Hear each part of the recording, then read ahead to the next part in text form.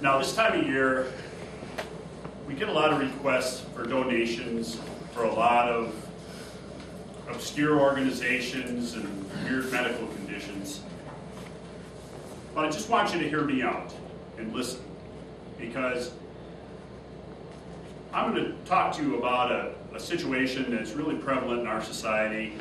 We're exposed to it every day. In fact, it really, you know, it's one of these conditions that you can't tell by looking at someone that they have it. And it doesn't care about race or gender. It's a killer. It really is. And society really turns a deaf ear. But I'm not talking about the victims of Haiti or Catholic priests.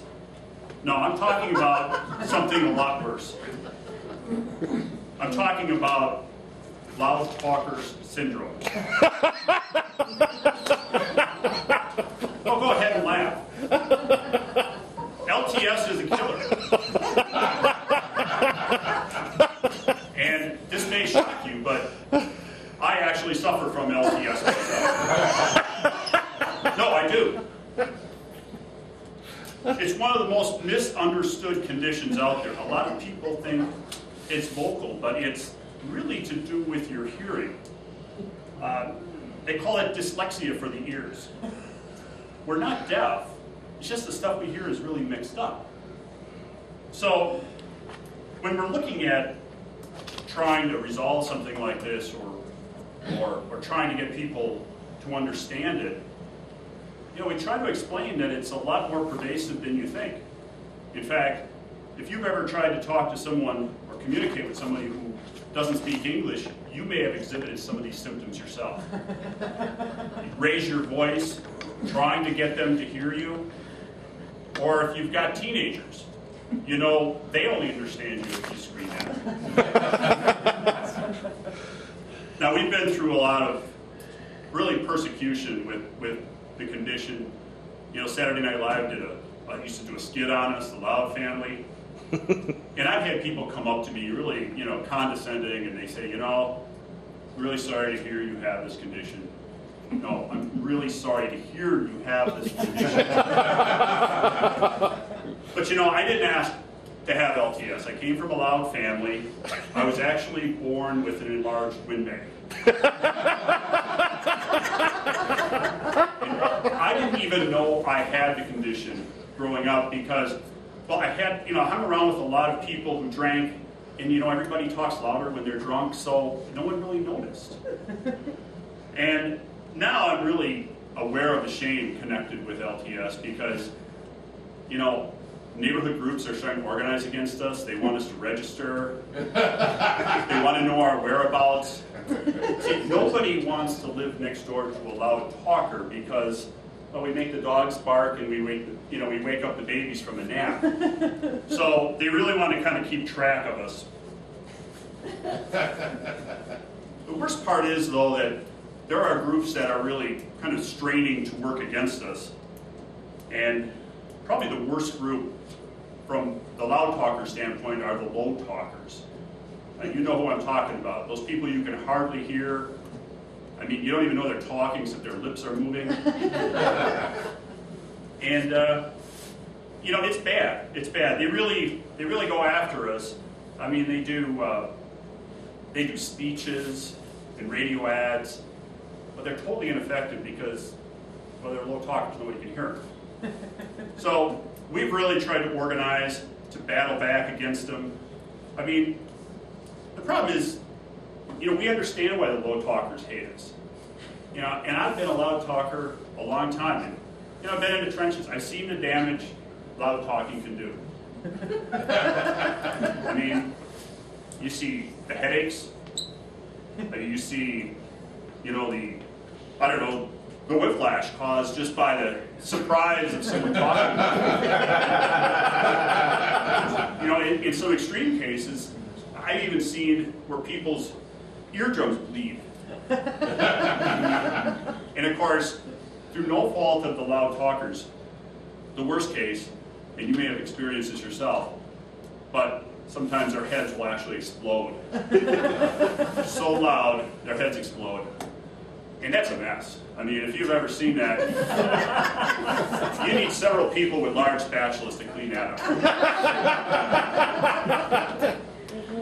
So we're not really, we're not looking for your pity or your anger. We're just looking for some help.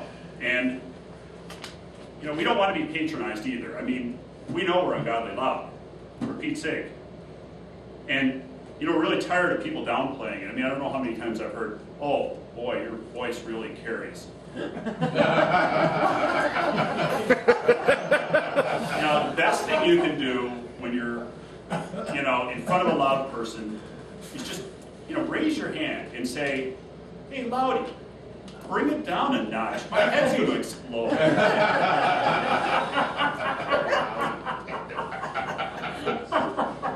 A famous man once said, "Just give me one of these." If I'm up here talking too loud, just give me one of these. Because, well, I didn't bring any spatulas.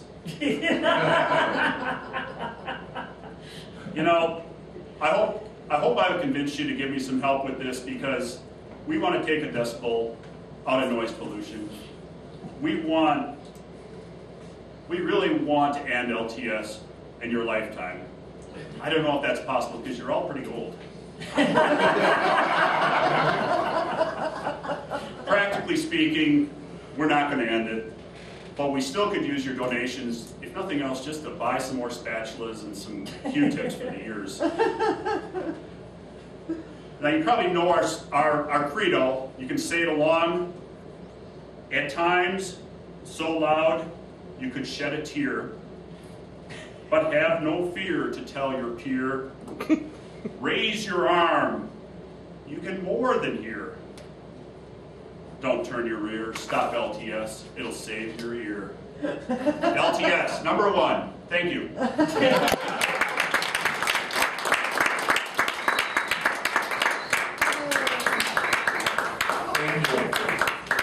There for you. He wants us to work on his hair too.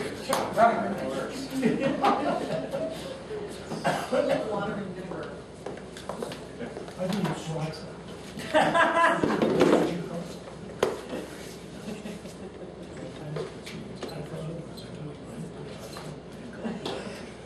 Let's give a big round of applause for Bill. Quiet, Please, quiet. Speech. I'll try. I wish you'd talk a little louder. The problem I have is you want to just get rid of this disease in my lifetime. Last but not least, I'd like to call up Ellen Edge. Ellen's speech is going to be, his title of the speech is Retire. He did that because I picked him. This is he's actually speaking out of the CC manual, speech number 9, Persuade with Power. Alan has been a Toastmaster for about 11 years, about 11 months. Okay. He has 40 years experience in the entertainment industry. Considered himself an eager novice when it comes to Toastmasters and what he's learning here. Let's give a big round of applause for Alan Edge. Retire. Mr. Toastmaster.